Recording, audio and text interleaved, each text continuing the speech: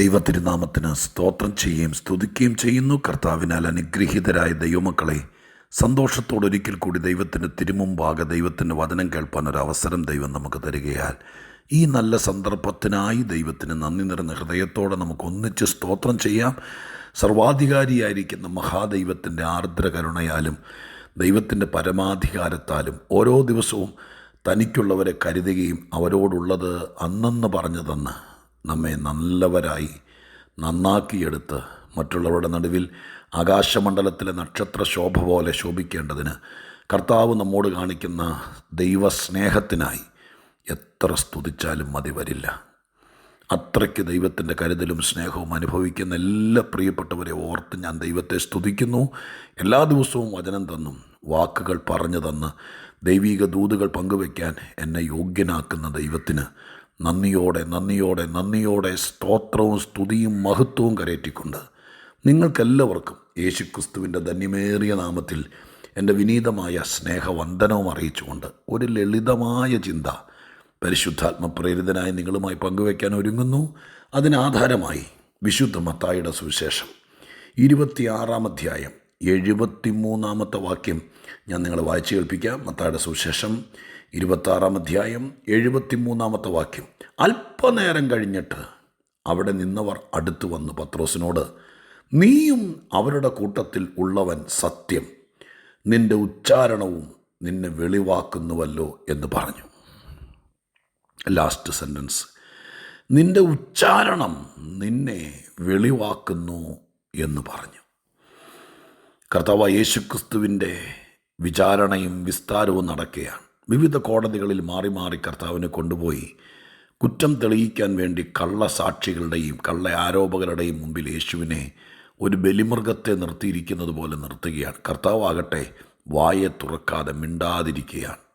അധികം ചോദ്യങ്ങൾക്ക് കോടതിയിൽ നിന്ന് വന്ന ശക്തന്മാരായിരിക്കുന്ന അധികാരികളുടെ ചോദ്യങ്ങൾക്കൊന്നും അധികം കർത്താവ് മറുപടി പറഞ്ഞില്ല. ഒറ്റപ്പെട്ട ചില കാര്യങ്ങൾക്ക് മാത്രമേ വിസ്താരവേളയിൽ കർത്താവ് എന്തെങ്കിലും പറഞ്ഞിട്ടുള്ളൂ.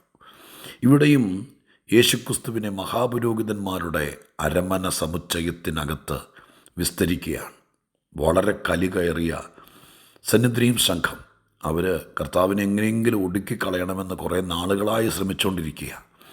ആ സന്ദർഭത്തിലാണ് ദൈവനിർണയപ്രകാരം ഗതസമന തോട്ടത്തിൽ പ്രാർത്ഥിക്കുമ്പോൾ നമ്മുടെ കർത്താവിനെ അറസ്റ്റ് ചെയ്യുന്നത്. മഹാപുരോഹിതന്മാരുടെ അരമനയിലാണ് ആദ്യം യേശുവിനെ കൊണ്ടുവരുന്നത്. അവിടെ സെന്നിദ്രീം സംഘം എന്ന് പറയുന്ന മതകോടതിയുടെ സംഘമുണ്ട്. അവരുടെ മുമ്പിൽ വെച്ചാണ് വിസ്താരം നടക്കുന്നത്. കർത്താവിനെ അകത്തു കൊണ്ടുപോയി വാറുകൊണ്ട് ബന്ധിച്ച് പ്രതിക്കൂട്ടിൽ നിർത്തിക്കൊണ്ട് ചുറ്റും നിന്നുകൊണ്ട് ആരോപണങ്ങൾ ഉന്നയിച്ച് യേശുവിനെ വിസ്തരിക്കുക. ആ തണുപ്പുള്ള രാത്രി ആ നടുമുറ്റത്ത്, വലിയ ആ കോമ്പൗണ്ടിൻ്റെ നടുമുറ്റത്ത് പത്രോസ്, ആളുകൾ പലരും ചൂട് ലഭിക്കേണ്ടതിന് അഥവാ തണുപ്പ് മാറ്റേണ്ടതിന് ആ കുളിരുള്ള രാത്രി തീ കാഞ്ഞുകൊണ്ടിരിക്കുമ്പോൾ, സ്ത്രീകളും പുരുഷന്മാരൊക്കെ ഉണ്ട് ആ രാത്രി. ആദ്യം ഒരു സ്ത്രീ വന്നിട്ട് ചോദിച്ചു, നീ അവൻ്റെ കൂടെ ഉള്ളവനല്ലേ? അവൾ പറഞ്ഞു, എനിക്കറിയില്ല. കുറച്ചു നേരം കഴിഞ്ഞ് അങ്ങോട്ട് മാറിയിരുന്നപ്പോൾ വീണ്ടും അവിടെ ഒരു സ്ത്രീ വന്ന് ചോദിച്ചു. അവിടെയും യേശുവിനെ തള്ളിപ്പറഞ്ഞു. കുറച്ച് കഴിഞ്ഞപ്പോൾ ചുറ്റും നിൽക്കുന്ന എല്ലാവരും തമ്മിൽ പറഞ്ഞുകൊണ്ട് ഇവൻ്റെ അടുക്കലേക്ക് വന്നിട്ട് പറഞ്ഞു, നീയും അവൻ്റെ കൂടെയുള്ളവനാണ്, നിശ്ചയം, ഞങ്ങൾക്കറിയാം. അതിന് തെളിവായിട്ട് അവർ പറഞ്ഞ വാചകമാണ് ഇന്ന് നാം ചിന്തിക്കാൻ വേണ്ടി എടുക്കുന്നത്. നിൻ്റെ ഉച്ചാരണം നിന്നെ വെളിവാക്കുന്നു. പ്രിയപ്പെട്ടവരെ, അത് ഞാൻ ഏറെ ചിന്തിച്ചു. ഇവരൊക്കെ ആ നാട്ടുകാരൊക്കെ തന്നെയാണ്. ഗലീലക്കാരനാണെന്ന് സമ്മതിക്കുന്നു, മുക്കുവ പശ്ചാത്തലം ഉണ്ടെന്ന് സമ്മതിക്കുന്നു. പക്ഷേ ഗലീല, യഹൂദ്യ എന്നൊക്കെ പറയുന്ന ഒരുപാട് ദൂരമുള്ള സ്ഥലങ്ങളൊന്നുമല്ല. സാധാരണ ആളുകൾ തമ്മിൽ സംസാരിക്കുന്ന പോലെയൊക്കെ തന്നെ. ഒരുപക്ഷെ തിരുവനന്തപുരവും തൃശ്ശൂരും തമ്മിലുള്ള സംഭാഷണ രീതിക്ക് ആൻസൻ്റ് അല്ലേ, ആ സംഭാഷണ ശൈലിക്ക് വ്യത്യാസം ഉണ്ടായേക്കാം. അപ്പോൾ അങ്ങനത്തെ വ്യത്യാസമൊക്കെ നമ്മൾ സമ്മതിക്കുന്നു. പക്ഷേ ഇന്ന് ഇവിടെ ചിന്തിക്കാൻ ആഗ്രഹിക്കുന്നത് സംഭാഷണത്തിൻ്റെ ശൈലി മാറ്റത്തെക്കുറിച്ചല്ല. ഞാൻ അതിൻ്റെ സുതാര്യത മാത്രം പുറത്തേക്കെടുക്കാം. ഇവർ കണ്ടുപിടിച്ചത്, ഇവർ ഊന്നിപ്പറഞ്ഞത്, ഇവർ ഫോക്കസ് ചെയ്തത്, നിൻ്റെ ഉച്ചാരണ ശൈലി നിന്നെ വെളിപ്പെടുത്തുന്നു. ആ വാക്ക് സത്യത്തിൽ നമ്മൾ ഗ്രഹിക്കണം. സത്യമാണ് ഈ പറയുന്നത്. ഇവിടെ ഉച്ചാരണ ശൈലി എന്ന് പറയുന്ന ആ സംഭാഷണ രീതി, ആ സ്ലാങ് അല്ലെ ഉപയോഗിക്കുന്ന രീതി ആ ഭാഷാശൈലി അത് ഇന്ന് തൽക്കാലത്തേക്കൊന്ന് ഒതുക്കി വെച്ചിട്ട് നമ്മുടെ സംസാരങ്ങൾ നമ്മളെ വെളിപ്പെടുത്തുന്നുണ്ട് എന്ന കാര്യം നിങ്ങൾ നന്നായിട്ട് അറിഞ്ഞിരിക്കണം. ഞാൻ പറയുന്നത് മറ്റുള്ളവരുടെ നടുവിൽ നമ്മൾ ഭംഗിയുള്ള വാക്ക് പറയണം, സഭ്യമായി സംസാരിക്കണം എന്നുള്ളത് മാത്രമല്ല. നമ്മൾ പ്രത്യേകിച്ച് ദൈവവചനം കേട്ട് ആത്മാവിൽ ജീവിക്കുന്ന ആളുകൾ ഒരാത്മലോകത്തെ കൂടെ മനസ്സിലാക്കി കൈകാര്യം ചെയ്ത് വേണം ജീവിക്കാൻ. ആത്മമണ്ഡലം എന്ന് പറയുന്ന ഒന്നുണ്ട്. അവിടെ വളരെ വളരെ പോരാട്ടങ്ങൾ നടക്കുന്നൊരു മേഖലയാണ്. നമുക്കറിയാൻ വയ്യാത്ത ഒരു പ്രത്യേക മണ്ഡലം, കണ്ണുകൊണ്ട് കാണാൻ കഴിയാത്തത്. പക്ഷേ അതുണ്ട്. അതിന് ഞാൻ തെളിവ് പറയാൻ പോയാൽ ഒത്തിരി സമയം എടുക്കേണ്ടി വരും. കർത്താവായ യേശുക്രിസ്തു പറഞ്ഞ ഒരു കാര്യം നിങ്ങളുടെ ഓർമ്മയിൽ കൊണ്ടുവരാൻ വേണ്ടി പറയാം. 70 പേരെ തിരഞ്ഞെടുത്ത് അയക്കുന്ന സമയത്ത് കർത്താവ് അവരെ പറഞ്ഞയച്ചിട്ട് തിരിച്ചവർ വരുമ്പോൾ യേശു പറഞ്ഞൊരു വാക്ക് നിങ്ങൾ ഓർക്കുന്നുണ്ടല്ലോ. അവർ തിരിച്ചു വന്നപ്പോൾ യേശു പറഞ്ഞു, ആകാശത്ത് നിന്ന് സാത്താൻ മിന്നൽ പോലെ താഴെ വീഴുന്നത് ഞാൻ കണ്ടു. അപ്പോൾ ആത്മലോകത്തിൽ ചിലത് നടക്കുന്നുണ്ട്. 2 ദൈവദാസന്മാർ ഒരുമിച്ച് ഒരു നാട്ടിലൂടെ യേശുക്രിസ്തു പറഞ്ഞതായി അനുസരിച്ച് അനുസരണത്തോടെ കർത്താവിൻ്റെ വേലക്കാരായി നടന്നപ്പോൾ തന്നെ അവർ ആകാശത്തിലേക്ക് നോക്കി കൈ ഉയർത്തി സാത്താൻ്റെ സിംഹാസനം ഒടിഞ്ഞ് താഴെ വീഴട്ടെ എന്നൊന്നും പറഞ്ഞില്ല. അധികാരപ്പെടുത്തിയവൻ കർത്താവായിരിക്കാൻ അവർ കാലുകുത്തി ചില പ്രദേശത്തൂടെ നടക്കുമ്പോൾ ആ മേഖലയ്ക്ക് മുകളിലിരുന്ന സാത്താൻ മിന്നൽ പോലെ താഴെ വീഴുന്നു. അപ്പോൾ അങ്ങനെ ഒരു ആത്മലോകം നമ്മൾ കാണാത്ത മണ്ഡലത്തിലുണ്ട്. നമ്മുടെ വാക്കുകൾ, സംഭാഷണങ്ങൾ, നമ്മുടെ ചിന്താമണ്ഡലങ്ങൾ, നമ്മുടെ ശൈലികൾ, പെരുമാറ്റങ്ങൾ എല്ലാം ശ്രദ്ധിക്കുന്നുണ്ട്. നമ്മൾ പറയുന്ന വാക്കുകൾ ശത്രു പിടിക്കാനിടയാകരുത്. പലപ്പോഴും നാം നമ്മെ മറക്കുന്നു. നാം ആരാന്ന് നമ്മുടെ വാക്കിലൂടെ വെളിപ്പെടുത്തണം. ഓരോരോ പ്രശ്നങ്ങൾ വരുമ്പോൾ നമ്മൾ സാധാരണക്കാരായിട്ടല്ല, നമ്മുടെ വാക്കുകളിലൂടെയാണ് പലപ്പോഴും നമ്മുടെ ആത്മീകം വെളിപ്പെടുന്നത്. നമ്മുടെ വാക്കുകളിലൂടെ പെരുമാറ്റം ശക്തമാണ്. വസ്ത്രധാരണം, ഇടപെടൽ, കൊടുക്കുക, ഇതൊക്കെ നമ്മൾ ആരാന്നുള്ളത് വെളിപ്പെടുത്തുന്നുണ്ട്. നമ്മളെവിടെയെങ്കിലും ഒരു ഐഡൻറ്റിറ്റി കാർഡ് സംഘടിപ്പിച്ച് പോക്കറ്റിൽ വെച്ചോണ്ടോ നമ്മുടെ കഴുത്തിൽ ടാഗ് പോലെ കെട്ടിത്തൂക്കിക്കൊണ്ടൊന്നും നടക്കണ്ട. കുറച്ചു നേരം ഒരാളുമായിട്ട് സംസാരിച്ചാൽ, പ്രാർത്ഥന കേട്ടാൽ പോലും നമുക്ക് മനസ്സിലാകും ആത്മീകനാണോ ജഡീകനാണോ, ആൾ കളിപ്പീരാണോ പറ്റിക്കലാണോ എന്ന് മനസ്സിലാകും. ചിലരെയൊക്കെ തന്ത്രശാലികളാണെങ്കിൽ ഇച്ചിരി സമയമെടുക്കുന്നുള്ളൂ, എന്നാലും മനസ്സിലാവും. പ്രിയപ്പെട്ടവരെ, ഞാൻ നാട്ടുകാരും ചുറ്റുവട്ടത്ത് കിടക്കുന്നവരുടെ മുമ്പിൽ മര്യാദയ്ക്കും ഭംഗിയായിട്ടും സംസാരിക്കണം എന്നതല്ല ഇവിടെ ഉദ്ദേശിക്കുന്നത്. എപ്പോഴാണെങ്കിലും നമ്മുടെ ഉച്ചാരണങ്ങൾ പാതാളശക്തികൾക്ക് നമ്മെ പിടിച്ചൊതുക്കാൻ പറ്റുന്നതായിരിക്കരുത്. നമ്മൾ സാധാരണ പറയില്ല, അവിശ്വാസത്തിൻ്റെ വാക്ക് പറയാതെ. ചില വാക്കുകൾ നമുക്ക് ചേരുന്നതല്ല. ആരോ പ്രസംഗിച്ചപ്പോൾ ഇവിടെ പ്രസംഗിച്ചു, അയ്യോ വയ്യേ എന്നൊക്കെ പറയുന്ന വാക്ക് ഒരു രാജാവിന് ചേർന്നതല്ല എന്ന് ഞാൻ പിന്നീട് അതിനെക്കുറിച്ച് ചിന്തിക്കുകയും ചെയ്തു. എൻ്റെ ഡയറിയിൽ ഇവിടെ എഴുതി വയ്ക്കുകയും ചെയ്തു. അദ്ദേഹം അങ്ങനെയുള്ള കുറേ വാക്കുകൾ ഇവിടെ ഉച്ചരിച്ചു. എന്നിട്ട് പറഞ്ഞു, അയ്യോ വയ്യേ, ചത്തേ, തീർന്നേ, ഈ വക വാക്കുകൾ ഒരു അധികാരിക്ക്, ഒരു രാജാവിന് ചേർന്നതല്ല.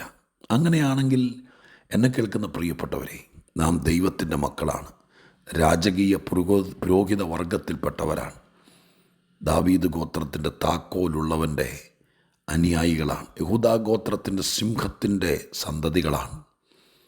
ഒരിക്കൽ പോലും ഉച്ചാരണം കൊണ്ട് ശത്രു നമ്മളെ പിടിക്കരുത്. സൂക്ഷിച്ചോളണം. നാം നമ്മെ തന്നെ പറയുകയാണ്, ഞാൻ എന്നാ ഉള്ളേ, നിങ്ങളൊക്കെ ഇതൊക്കെ ചുമ്മാ ശൈലിക്ക് പറയുന്നതായിരിക്കും. പക്ഷേ എൻ്റെ ഒരു ഉപദേശം നിങ്ങൾക്ക് കേൾക്കാമെങ്കിൽ കേൾക്ക്. ഒരിക്കൽ പോലും അതിന് അർത്ഥം തലക്കനത്തോടുകൂടെ ഞാൻ വലിയ പുള്ളിയാണ് എന്ന ആ സ്റ്റൈലല്ല ഈ പറയുന്നത്. നിങ്ങൾക്ക് കാര്യം പിടികിട്ടുന്നുണ്ടായിരിക്കുമല്ലോ.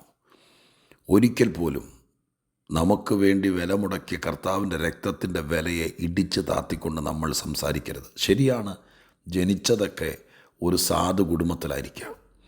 അപ്പൻ്റെ അമ്മയുടെ പേര് കേട്ടാൽ തന്നെ ആളുകൾക്ക് ചിലപ്പോൾ മനസ്സിലാകും. അങ്ങനെയൊക്കെ സമൂഹം പറയുന്നുണ്ട് സഹോദരങ്ങളെ. പേര് കേൾക്കുമ്പോൾ തന്നെ ഒരു വിലയിരുത്തൽ കാണുമല്ലോ. നാടിൻ്റെ സ്ഥലം കേൾക്കുമ്പോൾ തന്നെ എനിക്കറിയാം, ഞാനത് പറയുന്നത് ചിലരെ ബുദ്ധിമുട്ടിപ്പിക്കാതിരിക്കാൻ വേണ്ടിയിട്ടാണ് പറയാതിരിക്കുന്നത്. ചില സ്ഥലത്ത് കഴിയുമ്പോൾ ഇന്ന നാട്ടുകാരെന്ന് പറയുമ്പോഴത്തേക്ക് ഒരു തലയാട്ടലുണ്ട്, ഒരു വിലയിരുത്തലുണ്ട്, ഒരു നോട്ടമുണ്ട്.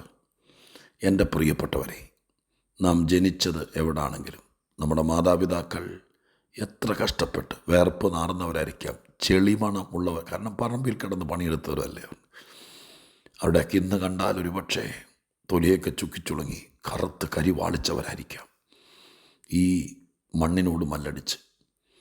എന്നാലും നിങ്ങളവരെ ചേർത്ത് പിടിക്കണം എന്നിടയ്ക്കൊരു ഉപദേശം പറഞ്ഞുകൊണ്ട് ഞാൻ കാര്യം പറയാം. എന്തൊക്കെ പറഞ്ഞാലും ഇന്ന് നാം യേശുവിൻ്റെ രക്തത്താൽ കഴുകൽ പ്രാപിച്ചവരാണ്. പരിശുദ്ധാത്മാവിനെ അകത്ത് കൊണ്ട് നടക്കുന്ന ദൈവത്തിൻ്റെ മന്ദിരങ്ങളാണ്. നമ്മുടെ ഉച്ചാരണങ്ങൾ ഒരിക്കലും ശത്രുവിന് നമ്മെ കൊച്ചായി കാണാൻ, നമ്മെ ഒതുക്കാൻ, നമ്മെ നിന്ദിക്കാൻ, നമ്മെ ഇല്ലാതാക്കാൻ ഉതകുന്ന തരത്തിൽ ഒരിക്കൽ പോലും, ഇപ്പോൾ അടുത്ത് നിൽക്കുന്ന ആൾ കേട്ടെന്നുള്ളതല്ല, ഞാൻ പറഞ്ഞല്ലോ ആത്മലോകം, ഒരിക്കൽ പോലും നാം നമ്മെ തന്നെ ചെറുതാക്കരുത്.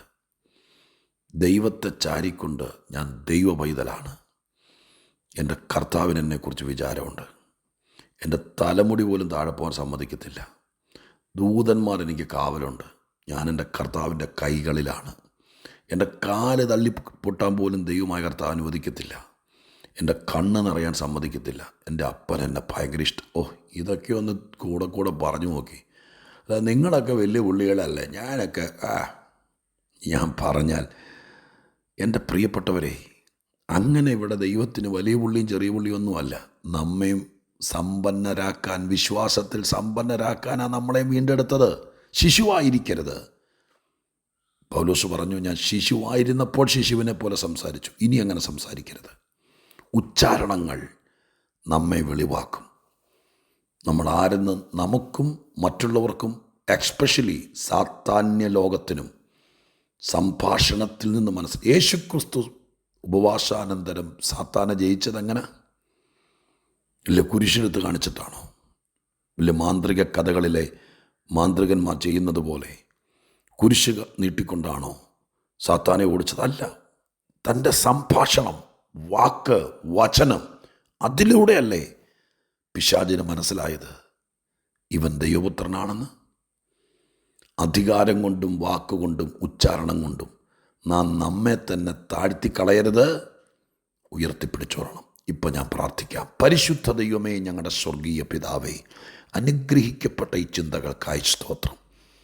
വാക്കുകൊണ്ട് ഒരുപാട് പേര് വീണു പോകുന്നു, വാക്കിൽ തെറ്റിപ്പോകുന്നു, അതിൻ്റെ കെടുതികൾ പലപ്പോഴും അനുഭവിക്കുന്നു. ഞങ്ങളുടെ സംഭാഷണത്തിലൂടെ ഞങ്ങളെ ഇല്ലാതാക്കാതെ, ഞങ്ങളുടെ പിള്ളേരെ ഇല്ലാതാക്കാതെ, ഞങ്ങൾ ആരെന്നറിഞ്ഞ് ബലപ്പെട്ട് അങ്ങനെ തന്നെ ഉച്ചരിപ്പാൻ ഞങ്ങളെ അനുവദിക്കണം. ഞങ്ങളുടെ ഉച്ചാരണം പോലും ഞങ്ങൾ സർവശക്തൻ്റെ മക്കളാണെന്ന് തെളിയിക്കണം. ദൈവം അത് ചെയ്യുമെന്ന് വിശ്വസിക്കുന്നു. ഇത് മനസ്സിലായവർക്ക് ധന്യത വരട്ടെ. പ്രാർത്ഥന കേട്ടതിന് സ്തോത്രം. യേശുവിൻ നാമത്തിൽ തന്നെ. ആമേൻ.